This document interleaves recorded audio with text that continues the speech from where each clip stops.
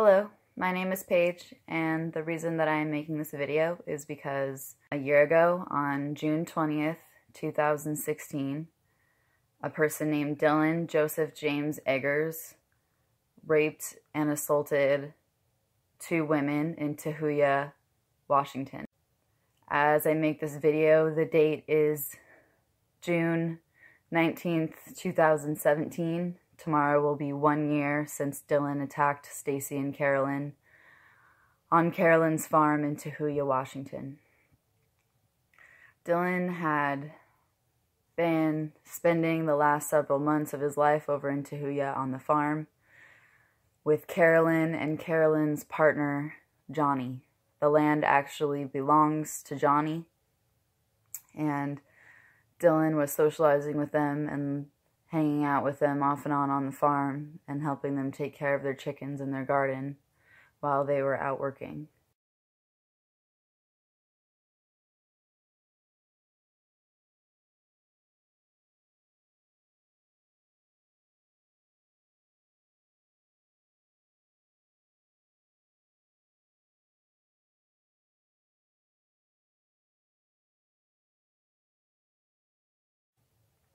He had told people in WENATCHEE that he wanted them to come visit the farm in Tahuya and see how he was living the farm life, as he would say. He was really excited to get people over there to visit, but so far he hadn't brought anyone. On June 20th, Dylan picked Stacy up from her home in Wenatchee, Washington, and they prepared to drive across the state to Tahuya, Washington to meet up with Carolyn on the farm. Stacy had not yet met Carolyn. I woke up that morning, and it was a pretty normal morning until I got a phone call from Jillian, who is Dylan Eggers' little sister. And she was very upset. She was quite hysterical, and she said that Dylan had attacked Stacy and Carolyn on Carolyn's farm, and she needed the address to the farm because Stacy's partner at the time, Kevin, was going to drive over and pick her up, and he was already on his way driving to pick her up. And so Jillian needed the address to the farm because Dylan had given it to me. Because I was planning to visit, and I had just seen Dylan, not at the farm, but over on the other side of the mountains at a show in weeks before. So, and him and I have just been really close. Best friends, we called each other for the last 14 years. So I was just generally interested in what he was doing, and he had given me the address to the farm. So Jillian knew to call me to get it. So I gave it to her, and she hung up. Once I hung up with Jillian, I realized that I had messages from Dylan's dad, Scott Eggers.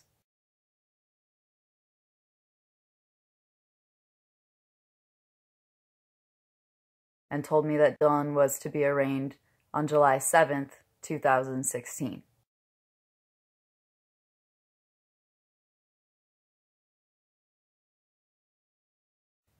Several people expressed interest in going to Tahuya with Dylan, myself included, but I also know that our friends Ethan and Kevin, who was Stacy's partner at the time, both expressed interest in going. Stacy had also expressed interest in bringing her daughter over there. So there were several of us who had wanted to come over, but Dylan had just subtly been making excuses for everyone. And on that day, on June 20th, 2016, it was just him and Stacy who left Wenatchee and went to Tahuya to visit the farm.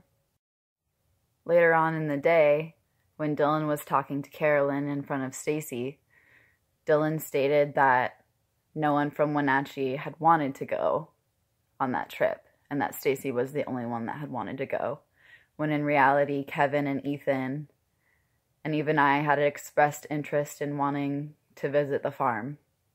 Dylan and Stacy stopped in Kent to meet Dylan's grandma, because Dylan's grandma had clothes that she had sewn for Dylan, and Dylan needed to pick them up. So Stacy met Dylan's grandma at this time. They drove through the city of Tahuya and out past city limits, which just turns into really thick woods and wilderness. It's just farmland or thick brush. They drove out for over an hour, and when they were almost to the farm, Dylan expressed to Stacy that he had brought psychedelic mushrooms for them to try at the farm, and Stacy hadn't known that he had brought those prior to that moment. When they got to the house, Stacy met Carolyn, and they were hanging out. Carolyn took a shower, and Stacy had to pee while she was in the bathroom, so she asked Dylan where a good place to go would be, and he told her to go to the back of the house outside behind the chicken coop, and that would be a good place. So she went out there, and she went, and it gave her a chance to look around the back of the house and the edge of the property where it just turns into thick brush and like prickly, thorny bushes and wilderness, just thick trees and darkness, you know. So she went to the bathroom and she came back in. When Stacy came back in from going to the bathroom, Dylan was at the stove ripping up mushrooms and putting them into a French press. And Stacy and Carolyn never were told by Dylan how many mushrooms he put in the tea. And anyone who has ever tried psychedelics knows that the first rule is that you dose it out. Just like any other medication or any other type of drug that you're going to put in your body, you always dose it out and you know exactly how much you're taking. And Dylan did not dose it out, and he didn't tell either woman how much he was putting in the tea. He turned to Stacy and he said something like, "Do you want to watch your ego shatter?" After Stacy had only drank a little bit of her mushroom tea, Dylan encouraged her to keep drinking it, and she kind of hesitated. And he told her that when in doubt, she should double her dose. And she kind of just took one more sip of it and then handed it to Dylan. And Dylan had already downed his first round, and he just sucked down the rest of what Stacy had in her cup as well. At that point, all three of them went outside and laid on a blanket in the sun. Unfortunately, a few weeks before Dylan attacked Stacy and Carolyn, the owner of the land, who was also Carolyn's late partner, passed away. And so the spot where they were sitting in the blanket is exactly where Johnny, the owner, had passed away in his sleep. So they were just sitting there in the sunshine, the three of them on the blanket, soaking up the sun and enjoying nature. At this point, they all started to feel a little bit intoxicated, and Dylan started messing around with Carolyn by hiking her skirt up and slapping her ass, kind of playfully at first, but then he just got really serious and didn't have any emotion on his face anymore. And he just kept staring at Carolyn in a really creepy way. At one point, Stacy was closing her eyes, and she felt someone put her toes in their mouth. And when she opened her eyes, Dylan had her toes in his hand. So he was just generally like touching them and pushing himself on them once they started to be outside on the blanket. After Stacy noticed that Dylan had her toes in his hand, he turned his attention back to Carolyn and asked if anyone would mind if he took all of his clothes off. And Carolyn told him that she didn't mind, but she wasn't going to take her clothes off. Then Dylan started to cry, and he was really visibly upset. And he started to say things like, "Why does no one want me? Why does this always happen to me? Why does no one want to fuck me?" And he was crying and just very sad. Carolyn tried to calm him down by telling him that everyone still thought he was a good person, and she knew he was a good person, and that he should just let this go for right now and not worry about it so much. Once Dylan realized that Stacy was sort of removing herself from all of this, she had gotten up and was just kind of walking around Dylan and Carolyn, Dylan got up and he just picked Stacy up like she was light as a feather, and he rushed her into the trailer on the property, which was behind the spot where they were sitting on the blanket. He actually kicked the door open, and he went running with Stacy down the narrow hallway of the trailer. He scraped up her sides and her arms and her legs on the way in there because it's such a narrow space, and he threw her on the bed. He threw her on the bed and put his hand around her throat and started kissing her. And then he pulled Stacy's pants down and put his fingers inside of her. Carolyn came in right after them, and she noticed that Stacy was kind of motioning from underneath Dylan for Carolyn to come lay next to her, because Dylan was on top of Stacy and he had his back to Carolyn as she came in the trailer. So Carolyn just went over and laid next to Stacy in order to try to kind of distract Dylan. And at that point, Dylan kind of took a step back and looked at them and kind of got this grin on his face like he was going to get lucky with Stacy and Carolyn at the same time. And when they both refused, Dylan got rough, and he started half aggressively and half playfully trying to get them to spread their legs open, and he kept trying to ram his naked body into Carolyn's legs, but she managed to keep her legs closed. Dylan just spent the next few minutes going from woman to woman, choking them and trying to pull their clothes off and trying to put his fingers inside of them. And he just generally terrorized them both until Carolyn told Stacy to run. Stacy runs outside, and at that point Dylan grabbed a rope from an area where the supplies are kept in the trailer and started trying to tie Carolyn up on the bed. And he was just being very aggressive and trying to subdue her with this rope and tie her up so that she couldn't get away. Carolyn was able to punch Dylan in the face, and that got him off of her for a second, long enough for her to run back outside to the spot where the blanket was laying. And at this point, she asked Dylan, "Dylan, what do you want?" And Dylan said, "I want your fucking pussy on my goddamn cock." At first, Stacy ran down the driveway, but once she realized she needed her phone, she ran back up the driveway, kind of kitty corner from where Carolyn and Dylan were struggling, and that's when she saw Dylan on top of Carolyn with the knife to Carolyn's throat. But she made the decision not to help Carolyn, and she just ran back into the house and grabbed her phone. And then she ran behind the house, behind the chicken coop where she had peed earlier in the day when she first got to the farm. And she just ran further back than that a ways and hid behind a huge bush so that she wouldn't be seen from the house.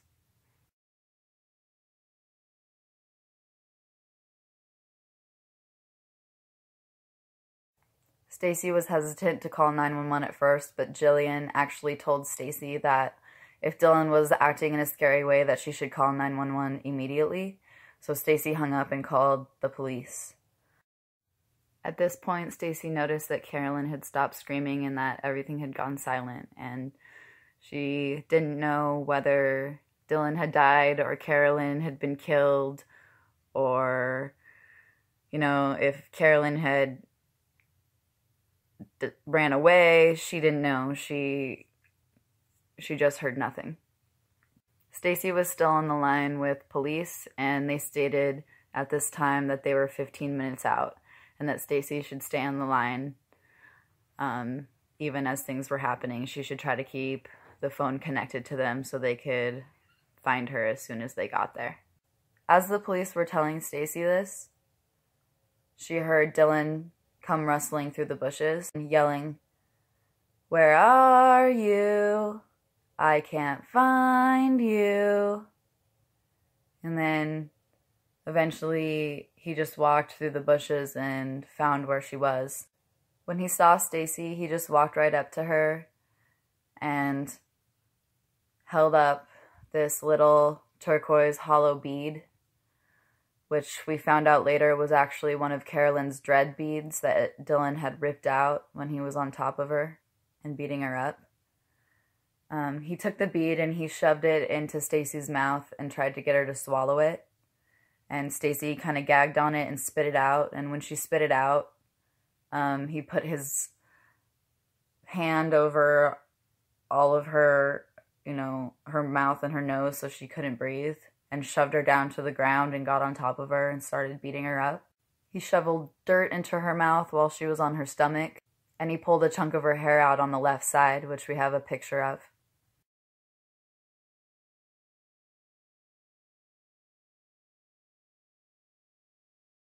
Stacy tried to get up and run several times, but every time she got up, he would kick her. And one of the last times, he pulled down her pants and violated her again. One of the things that's really important for people to know that he said while he was doing this was that he told Stacy, "Why don't you just die already?" And he also said, "Why didn't you just fall asleep like all the other girls?" This entire struggle was recorded by Mason County Police because Stacy was on the line with them the whole time that this was going on. At one point, Stacy lost consciousness and she kind of woke up. Her vision was really blurry, but she realized that she was being dragged by her foot by Dylan through the woods. And suddenly she heard the dogs start barking because the police cars were pulling into the bottom of the driveway at the bottom of the farm, and they had finally gotten there. And she just looked down at her phone. Her looking at her phone just brought attention to it, and Dylan grabbed it out of her hand and realized that there was a call going, and then just crushed the phone and cracked the screen. And Stacy still has the phone with the cracked screen. Then Dylan told Stacy to follow him. And when he turned his back, she made a split-second decision to just turn around and run as fast as she could for the police that she knew had just rolled into the driveway. The police who had come were super amazing. It was 2 men, and the sergeant was a woman. Her name was Sergeant Severance, and one of the men's names was Officer LaFrance. We're not sure of the other officer's name because he's the one who cuffed Dylan and put him in the car and kept him away from everybody. But LaFrance and Severance were the ones who showed up and were talking to Carolyn and Stacy the most.